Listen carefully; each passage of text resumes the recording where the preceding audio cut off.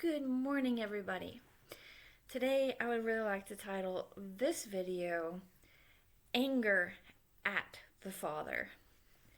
Now, some of my previous videos have been stressing the importance of the Father and respect for the Father and respect for a more masculine type of authority, and showing how even if it isn't a male authority, that there are still people who are operating in a masculine type of authority, and that is a crucial office and a crucial role for people in society. So today I really want to talk about the anger towards the Father, because there are a lot of people who are very, very angry at the fathers in their lives, or the father figures, or the father role models in their lives.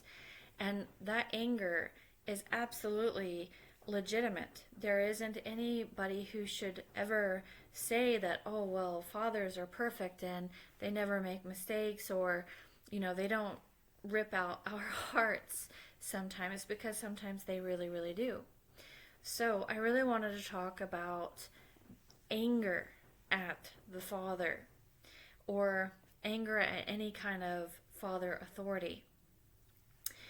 Now, if I were to try to find one simple line to really explain anger towards a father, or the father authority, or the father figures in our lives, or just that masculine authority, I would have to just simply clarify it as they don't care about us.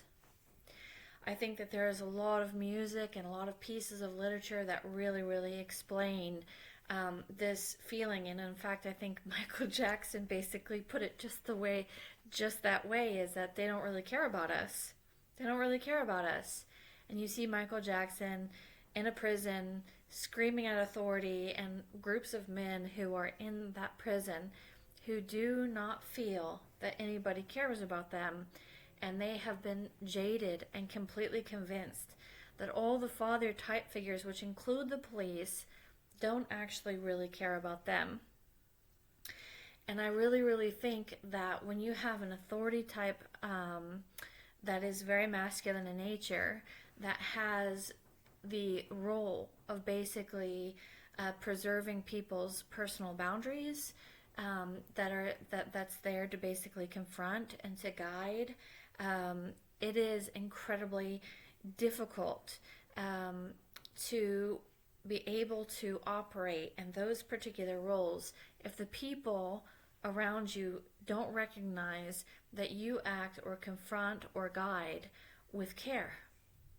So if they have any question that you don't care about them, they're going to turn their ears off, and they're going to hate you, and they're not going to like anything that you have to say, and they're not going to like the confrontation, and they're not going to like the guidance, because they're going to believe that it is based on the authority figure's personal ambitions, and not really based in care and love for them as people.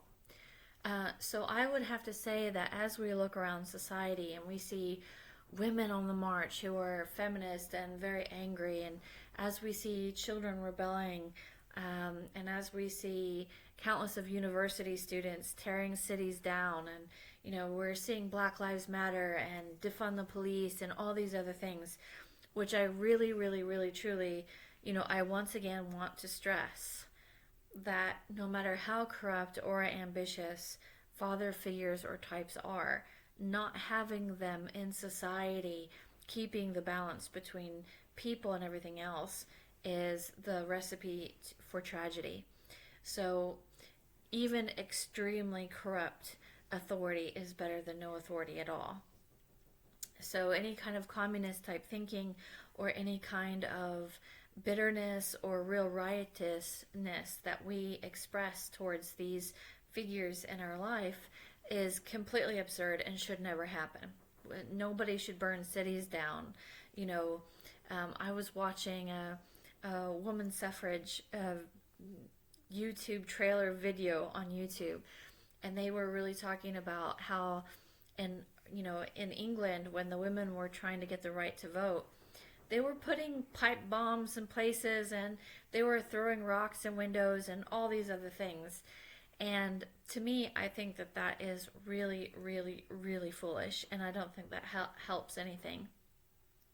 And one of the key lines in that movie is that the only thing that gets men's attention is war. And I actually don't believe that that's true either. And actually, that's calling into the worst parts of man. I believe that there are different ways of really working with men where you're calling out to the best parts of them and not just their worst. And I think that burning cities down or throwing rocks into windows and any kind of real violent or devious behavior only creates bigger and deeper problems, and it doesn't actually help anything.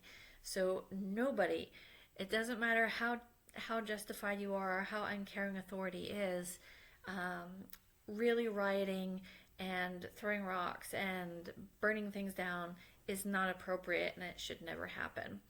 And even if you have a very ambitious authority who possibly is very corrupt, who just does a little bit of good, those people should still be honored and still respected and still shown a certain amount of care.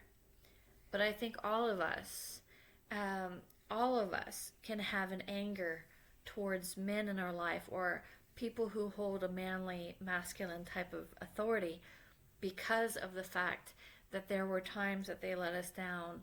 And also, too, you also have to consider the fact that a father type authority is really one of the most powerful kinds of authority. You know, judicial authority is quite powerful. So if a judge, say for example, who is there to basically judge between people who are doing wrong or whatever else, if they are corrupt and they don't care, and and somebody gets a terrible sentence or is just punished over and over and over and over again, I mean, that authority has the real ability to make a person's life a living hell. And so there are lots of people who are living in a certain dimension of hell simply because they're associated with a father figure who is controlling, who is mean and nasty. And that has given way to a lot of the violence where people felt like they tried to talk to the father figure, they tried to explain what was going on with the father figure, they tried so many different ways of saying, hey, this hurts, and please stop it, and please do right and use your authority and your power for good, and they don't listen. And I think that some of the things that are happening even within feminism or even with the church is that there are lots and lots of people going to the church saying, hey, this isn't really right. And in fact, a lot of the rock music that, the church condemns and considers as so rebellious and so awful, it is really just them pointing out that there's a problem. Not everything is right. And instead of them hearing, they just assume that, you can just chalk it up as being rebellious or a loudmouth person or a loudmouthed woman, and you turn off your ears and you don't listen. And because of that, you just keep on going blindly forward. And I think that a lot of people hide behind a lot of different things to simply, to turn their ears off so that they don't have to hear. So, if you have a woman in a church who goes, you know what, I don't think that this is so great for women, and the pastor goes, you shouldn't teach a man, you are a woman, and Paul says that women shouldn't teach, and they ignore all the different Bible verses about the prophetic women who basically brought words to Jesus and the life of Jesus, and Deborah and all the prophets and all the judges that were women, and all the women who won incredible military battles over the men. It's a refusal, it's a blindness, and it's a really, really, really convenient way of making sure you never have to listen to anybody who brings anything to your attention that is wrong. So I really, really, truly, I suppose that since I spent so much time explaining the anger towards a male authority and a more masculine authority, I should, and I stated like, hey, don't throw rocks, don't be violent, don't do this, don't do that. You might wonder, well, what can be done about it, what really can be done about it. And I think that I will try to explain that in my next video, my thoughts on that. And also, just general thoughts of how to deal with authority in general.